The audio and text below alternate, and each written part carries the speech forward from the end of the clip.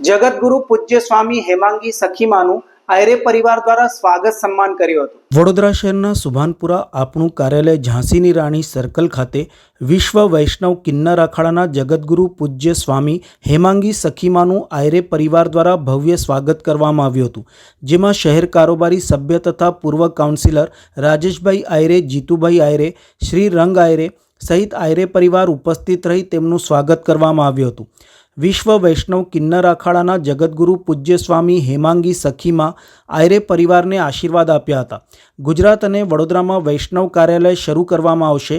આ અવસરે પત્રકાર પરિષદનું પણ આયોજન કરવામાં આવ્યું હતું। પત્રકાર પરિષદમાં વિશ્વ વૈષ્ણવ કિન્નર અખાડાના જગતગુરુ પૂજ્ય સ્વામી હેમાંગી સખીમાએ વૈષ્ણવ કિન્નર અખાડા પરિષદની કામગીરી અંગે જાણકારી આપી હતી, જેમાં મહાકુંભ યાત્રા દરમિયાન મમતા કુલકર્ણીને લઈને જે વિવાદ સર્જાયો હતો તેના પર પણ પ્રતિક્રિયા આપી હતી, જેમાં કિન્નર અખાડા મહામંડલેશ્વર જગતગુરુ શ્રી હેમાંગી સખીમાં સનાતન ધર્મને કઈ રીતના આગળ વધારવું તેને લઈને પણ મીડિયા સમક્ષ જણાવ્યું હતું। આ મારી જન્મભૂમિ છે। મારો જન્મ આ વડોદરા શહેરમાં થયું અને બહુ સૌભાગ્યશાળી હું પોતાને માનું છું કે જીવન મારું કિન્નરનું જરૂર છે, મગર ભગવાને મને ઓપોર્ચ્યુનિટી એવી આપી કે હું ધર્મના પદ ઉપર ચાલી રહી છું અને શ્રીમદ ભાગવત કથાનું હું ગાન કરું। બ્રજભૂમિ વૃંદાવનમાં રહીને મેં શાસ્ત્રોનું અધ્યયન કર્યું અને સમગ્ર વિશ્વમાં હું પ્રચાર પ્રસાર કરું અને શ્રીમદ ભાગવત કથાનું ગાન કરું છું। અને વડોદરામાં મને આપણા ભાઈએ ઇન્વિટેશન આપ્યું, તુષારભાઈ મહારાજ, ભગીરથ મહારાજ અને મારો ભાઈ પુષ્પક પંચાલ, એ બધાએ મળીને મને ઇન્વિટેશન આપ્યું અને અહીંયા સત્સંગ કર્યું મંદિરમાં અને બહુ સારું લાગ્યું મને અહીંયા આવીને। આ વર્ષો પછી હું મારા જન્મભૂમિ ઉપર આવી છું અને પ્રયાગરાજ કુંભથી એક આગાઝ અને એક શંખનાદ કર્યો મેં કે વૈષ્ણવ કિન્નર અખાડા, આ નવું વૈષ્ણવ કિન્નર અખાડાનું મેં ગઠન કર્યું અને 25 અમારા કિન્નર સમાજના લોકોને મેં એમને મહામંડલેશ્વરનું પદ આપ્યું છે કે આગળ એમને શિક્ષિત કરીને, દીક્ષા દઈને એમને શિક્ષિત કરીને પૂરા સમગ્ર સંસારમાં અમારા કિન્નર ભગવાનનું નામ પ્રચાર કરે અને ઉદાહરણનો સ્તોત્ર બને સમાજ માટે। એટલા માટે હવે વડોદરામાં પણ બહુ જલ્દ અમે વૈષ્ણવ કિન્નર અખાડાનું એક કાર્યાલય બનાવીશું। બાકી જે તમે મને પૂછવા માંગો સવાલ જવાબ મિત્રો લેવા હોય તો હાલ જે રીતે યુસીસીનો એક વિવાદ જોવા મળી રહ્યો છે, યુસીસી માટે કેવી રીતે આપ જોવો છો, શું કહેશો યુસીસી માટે? યુસીસીનું મને કાંઈ ખબર નહીં। યુનિફોર્મ સિવિલ કોડ જે છે, જે અનેક ધર્મના લોકો જે છે એ વિરોધ પણ કરી રહ્યા છે। આજે ઈદની નમાજ પણ હતી કે દરમિયાન મસ્જિદો પર યુસીસીના વિરોધના પોસ્ટર પણ, બેનરો પણ લાગ્યા હતા, શું કહેશો? હવે એ બધા વાતમાં હું શું કહી શકું યુસીસીના ઉપર? એવું છે, મને તો કાંઈ નોલેજ નથી યુસીસીના। તમે મને બીજું કાંઈ સવાલ જે હોય। હાલ જે રીતે પ્રયાગરાજમાં મહાકુંભ થયો, એવા કેવી રીતે અનુભવ રહ્યા, કેવી રીતનો માહોલ શું હશે? દેખો, પ્રયાગરાજનું કુંભ અમે કર્યું અને બહુ સારું ગયું પ્રયાગરાજનું કુંભ। હા, મગર જે પ્રયાગરાજમાં ભગદડ થઈ અને આટલા લોકો ત્યાં આગળ શરીર છોડ્યું આ ભગદડમાં, એ મને બહુ અફસોસ થયું। એ ના એવું નહીં થવું જોઈતું હતું। એમને બધાને કીધું પણ હતું કે ભાઈ તમે લોકો અહીંયા ના સુવો, ત્યારે પણ એ ત્યાં બેઠા રહ્યા અને આવું બધું ભગદડ મચી ગયું અને એમના માટે અમે પોતે યજ્ઞ કર્યું અને એમના નામનું પિંડદાન કર્યું ત્યાં આગળ કે એમની આત્માની શાંતિ માટે એ અમારું પરમ કર્તવ્ય હોય, કેમ કે અમે ધર્મગુરુ છે, હે ને।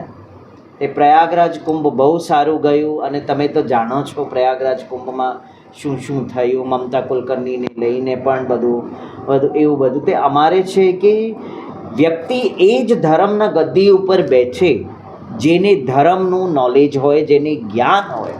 વરના અગર અમે સમાજને કેવા ગુરુ આપી રહ્યા છે, અંધકારમાં જાય એવા ગુરુ અમને નથી સમાજને આપવાનું છે। સમાજને એ જ આપવાનું છે જે સમાજને એવા સતગુરુ જ આપો કે એ પ્રચાર પ્રસાર કરીને લોકોને પ્રત્યક્ષ એક ભક્તિની માર્ગ દેખાડે, એ ધર્મગુરુ. વડોદરામાં હવે કાર્યાલય જ્યારે ખુલી રહ્યું છે તો આગામી દિવસોમાં વડોદરામાં કેટલું એ સંસ્કૃતિ નગરીને ફાયદાજનક રહેશે? આ બહુ ફાયદાજનક રહેશે અને આ સંસ્કારી વડોદરા ગુજરાત એક સંસ્કારી ભૂમિ છે અને અમે બધા જોઈએ છીએ અને બહુ જલ્દ તમને આ પણ જોવા મળશે કે હું અહીંયા પટ્ટાભિષેક કરવાની છું અને આપણા મહારાજને એક અમે અહીંયા પટ્ટાભિષેક કરીને મહામંડલેશ્વર ઘોષિત કરીશું અને પછી આગળ એમના નેતૃત્વમાં આ વડોદરામાં આગળનું કાર્ય થશે જેમને હું અહીંયા ઘોષિત કરીશ અને આપ બધાને આમંત્રિત કરીશ જ્યારે હું પોતે મારી હાથેથી પટ્ટાભિષેક કરીશ આ ગુજરાત અને વડોદરાની પાવન ભૂમિ ઉપર અને હું પોતે આગળ શ્રીમદ ભાગવત કથાનું ગાન કરીશ. એ તમને જોવા મળશે કે કિન્નરના મોઢાથી ભગવાન નામનું સુમિરણ ભાગવતનું કથા એ વડોદરા ભૂમિ ઉપર હું કરીશ. નમસ્કાર. સૌથી પહેલાં દરેક પ્રેસ મિત્રોને કે વડોદરા શહેર એ સંસ્કારી નગરી છે, ધર્મની નગરી છે અને તમે જોયું કે ગઈકાલે ત્રિવેણી સંગમ હતો, ચૈત્ર સુદ નવરાત્રિ બી શરૂ થઈ ગઈ છે, સાથે સાથે ચેટીચંદ હતો, ગુડી પડવા હતા. તો આજે આપણા ત્યાં આગળ અખિલ વૈષ્ણવ કિન્નર સમાજના પ્રમુખ છે અને જે જગતગુરુ સ્વામી હેમાંગિનીબેન સખી, જે સમગ્ર તમે જુઓ કે પ્રયાગરાજ દરમિયાન પણ જે રીતના એમને જે સેવાઓ ત્યાં આગળ કરી છે એ જ રીતના અહીંથી આપણા વડોદરા શહેરના બધા યજમાનો અને ખાસ કરીને અમારા મહારાજશ્રી એવા અને સાથે સાથે તુષારભાઈ અને અહીંના જે લોકો, અમારો એક ભગવતી એજ્યુકેશન ટ્રસ્ટ છે, ગઈકાલે પણ એક ખૂબ મોટો યજ્ઞ કર્યો, એમાં પણ આવ્યા હતા. આજે અમારા ઘરે શ્રીરંગના ત્યાં દીકરો પણ થયો છે અને એનું નામ પણ અમે પવિત્ર છે. આ પવિત્ર યાત્રા સાથે સાથે એ પણ આજે ઘરે અહીંયા પધરામણી માટે આવ્યા છે. તો સાથે સાથે આપ સૌ લોકોને પણ મળવાનું પણ થાય. વડોદરા શહેરની અંદર પણ જે ધર્મ અને સંસ્કારો જે છે અને એના માટે એમને પણ એટલું ખૂબ અભિમાન છે. તો આજે એમને એવું કીધું કે પ્રેસના લોકોને પણ અહીંયા આપણે સાથે તમને બોલાવીએ અને વડોદરા શહેરની અંદર પણ જે ધાર્મિક લોકો છે એમની પાસે પણ અહીંથી એક મેસેજ જાય, એટલે આજે આપ સૌને પણ બોલાવે છે. તો ફરી એકવાર આપ સૌ લોકોને વંદન કરું છું અને સાથે સાથે જગતગુરુ સ્વામી હેમાંગિનીબેનને હું નતમસ્તક વંદન કરું.